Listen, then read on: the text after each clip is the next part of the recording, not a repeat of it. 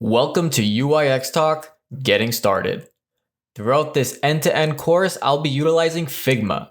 For those who don't know, Figma is a collaborative web application that gives you the ability to create a wide range of things like websites, applications, logos, prototypes, and more.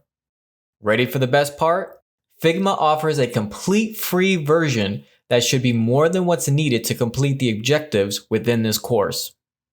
All that being said, I'm not sponsored by Figma or have any affiliate beyond being a fan like many designers today. After successfully signing up and logging in, you should be presented with a dashboard similar to what is shown here on the screen. You can click New Design File located here to jump right into things. Or you can create a team located here if you would like more organization when it comes to your projects. After loading a design file, we're ready to get this journey started. This course will not be covering a tutorial of Figma itself, but a quick search will surface a number of tutorials on Figma to help you build the skills needed to achieve any goal.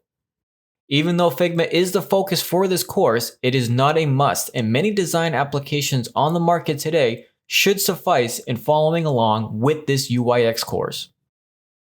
Questions, comments, concerns?